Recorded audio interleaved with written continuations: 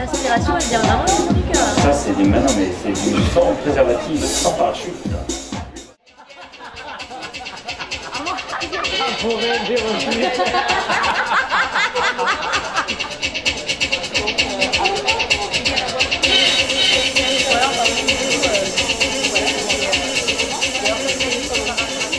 Voilà, bonsoir mesdames et messieurs, on va essayer de faire un nouveau concept un petit peu avec la Moxis, donc des démonstrations de cuisine avec la particularité, ce sont que des plats qui sont servis donc au restaurant La Table des Chevaliers. Et bon, on va essayer aussi d'intégrer le tigre pour faire d'autres plats un petit peu plus typiques. Donc ce soir, on va essayer de faire ça, c'est donc sans répétition, donc c'est à l'état brut, il n'y a pas de parachute, il n'y a pas de préservatif, donc si je me loupe, vous le verrez, donc je ne pourrai rien faire. Donc ce soir, on va vous proposer donc deux plats et donc un dessert qui vous seront servis au restaurant donc par l'équipe de La Table des Chevaliers et le Tigre. Je voulais vous proposer simplement deux recettes qui sont très simples à réaliser, mais qui sont, il y a deux trois petites techniques qui peuvent vous faire gagner beaucoup de temps. Et c'est un repas que j'avais envie que peut-être vous voulez peut-être cuisiner pour votre famille à Noël ou aux fêtes de fin d'année. Au niveau du plat chaud, donc on va faire le fondant de veau au jus fumé qu'on a la carte des Table des Chevaliers. C'est un plat qui est très pratique au niveau réception de vos gens, c'est-à-dire que vous n'êtes pas en cuisine le soir même. C'est-à-dire que c'est un plat que vous pouvez préparer au moins 3, 4, 5, 6 jours à l'avance, ça ne bouge pas. Voilà. Ensuite, il y aura donc les fameux Saint-Jacques grillés avec une crème aux 7 herbes fraîches, avec une escalope de foie gras. Et en dessert, on va vous faire la tarte à la cannelle et les poires pochées. Voilà. Donc... Il est stressé. Non, il est stressé. Non. Il est stressé. Mais non, mais il y a des têtes qui ça me fait bizarre de voir Robert sérieux. Et voilà. Donc, on va commencer par le fondant de veau, parce que c'est le fondant de veau, donc c'est ce que j'appelle une cuisson lente. C'est une viande que vous allez cuire pendant 10-12 heures tranquillement à la maison, sans contrôle. C'est un plat, c'est inratable. Tous mes cuisiniers, c'est une viande qui est à moitié graisseuse, mais ce n'est pas un gras qui est vraiment désagréable à manger. C'est plutôt gélatineux. Donc, on commence par faire simplement une mirepoix. Pour faire revenir, donc vous avez donc dans vos recettes, dans l'enveloppe, vous avez la recette de tous les ingrédients qui sont dedans. Donc là, je mets des oignons rouges, des carottes, des tomates. J'intègre aussi de la sarriette et non du thym parce que le thym est un petit peu trop fort. Je mets du romarin sans élastique, évidemment. Et donc, on fait un petit jus fumé. C'est-à-dire que là, je vais mettre du lard fumé. Et lard fumé, là, je vous dis, cassez un petit peu votre tirelire, ne mettez pas du lard fumé, si premier prix. Prenez le lard fumé le plus cher, le plus sec que vous voyez. Parce que là, franchement, vous avez une sécurité de résultat. Donc, vous mettez les 5 morceaux de lard fumé. Ça, c'est du céleri, donc préalablement coupé et légèrement citronné pour pas qu'il noircisse. Voilà. Ici, un beau. Que je fais saisir. Donc, revenir donc une mirepoix.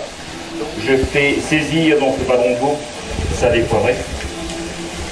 Donc cette recette marche aussi avec le beurre, marche aussi avec l'agneau. Vous pouvez faire aussi un agneau cuit pendant 10 heures dans votre four tranquillement.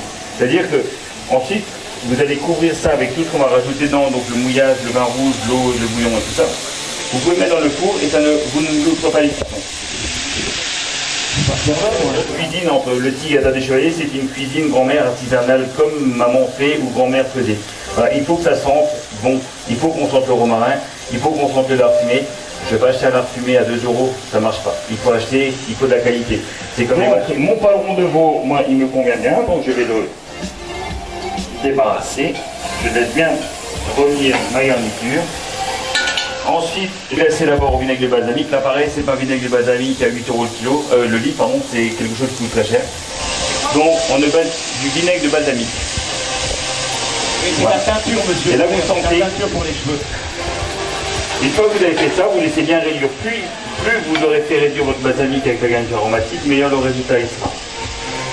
Ensuite, vous saupoudrez. C'est ce qu'on appelle mettre de la farine pour torréfier. C'est-à-dire que ce mélange-là va vous permettre d'épaissir votre chose. Mais du vin à premier prix, on prend carrément du bon vin. On peut y aller à 7-8 € la bouteille, vous n'avez pas peur, le résultat il sera que meilleur. Et là vous avez tout. Déjà là, moi je sais que c'est bon, je sais déjà que c'est réussi. Voilà, on attend l'ébullition.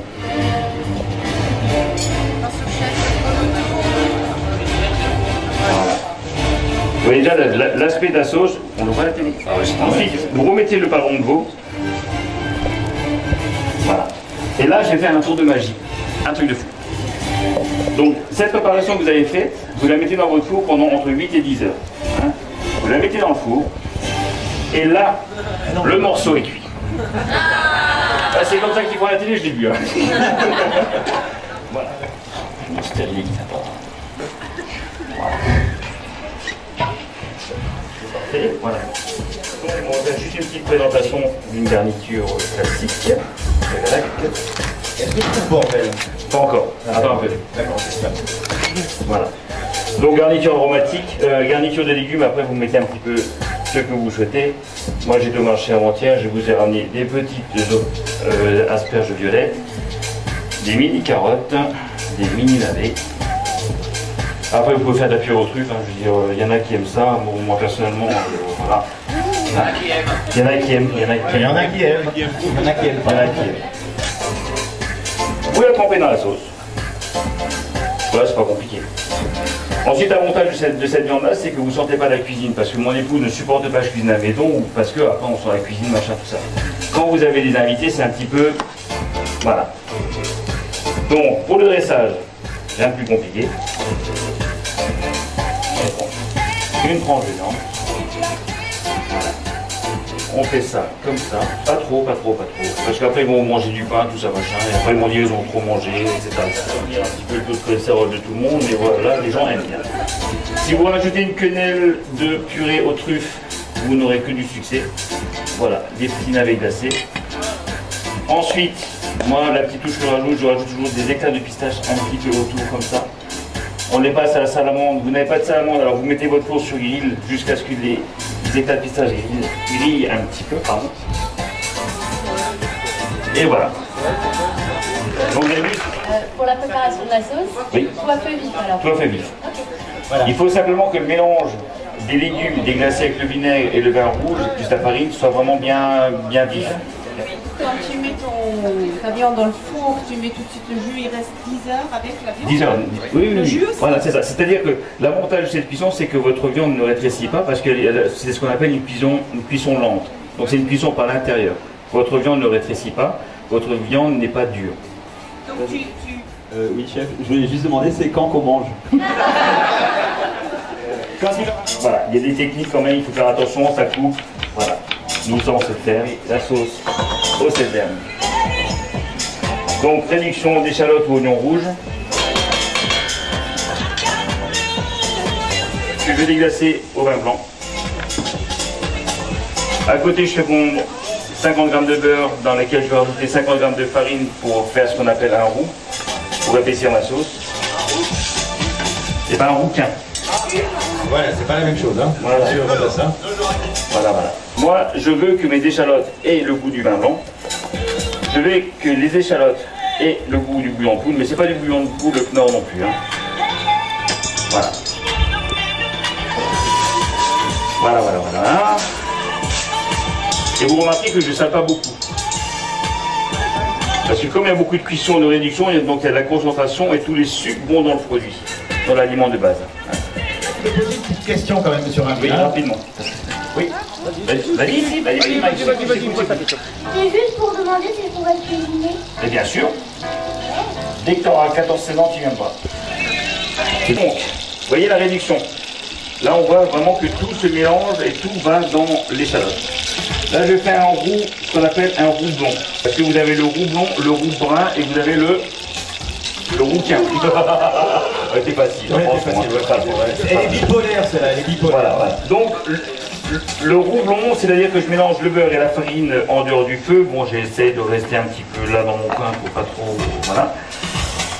Donc ça c'est un roux blond. Un roux brun, c'est-à-dire que j'aurais fait plus brûler la farine et le beurre pour donner un aspect, on va dire, plus brun à ma sauce.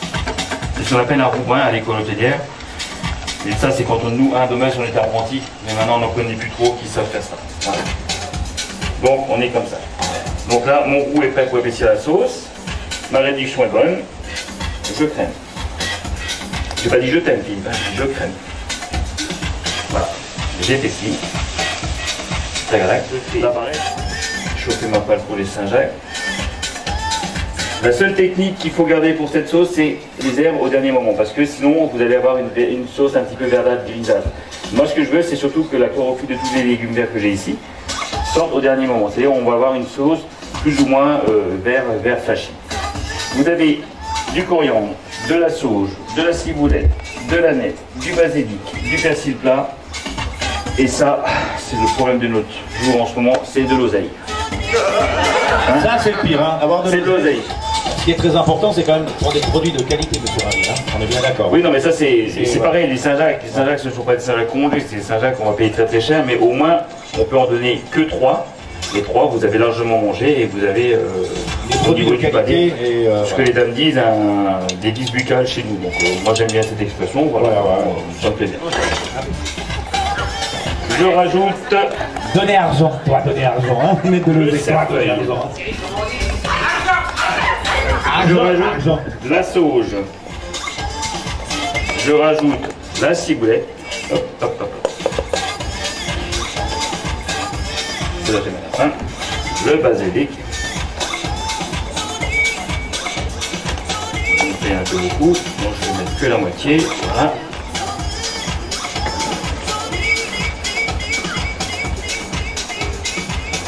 Voilà. Une fois que j'ai fait ce mélange, je rajoute un petit peu de crème juste pour avoir une consistance un petit peu plus onctueuse et plus légère.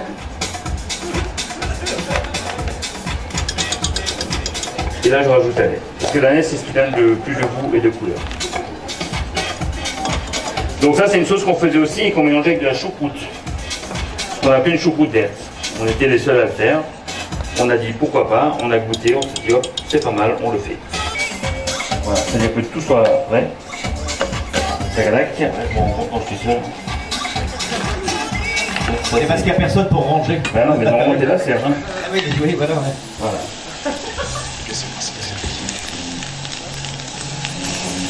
C'est une connerie. Voilà. Ensuite, en même temps, je fais revenir, une fois que la boisson bien chaude, le foie. Pareil, hein, cuisson très rapide, très saisie. Non, ça ne me fait pas. Voilà.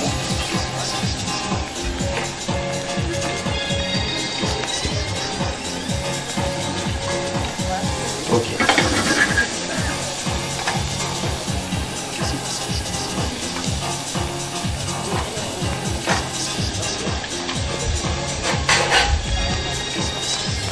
Donc le foie gras, je ne mets pas de matière grasse, je le sale légèrement.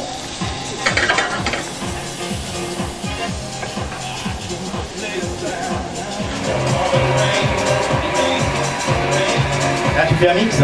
C'est un mix. Ouais. Je suis un mixeur pour la moxis. Ouais, on the house. Je mixe pour la mox. C'est comme ça que ça fait. À mon avis, ça peut être terrible. Mais c'est, je dis pas ça parce que je suis là, parce que voilà. Mais franchement, ça c'est très bon. C'est très bon. Le foie gras, je retourne. Voilà, tac. Ça c'est bon. Donc je mets juste ces clopes ici. 1, 2, 3. Ensuite, mon concentré de vinaigre de balsamique. Donc c'est du balsamique réduit et sucré. Donc ça donne une petite texture et un goût sucré salé. Toujours pareil, je suis très classique. Hein. Je suis pas très bon dans la présentation. Mais voilà. Donc là le paprika c'est pareil, ça paraît simple, mais vous le prenez et vous le roulez. Vous laissez droit. Après, vous mettez un petit coup de machin. Et voilà. Très bien,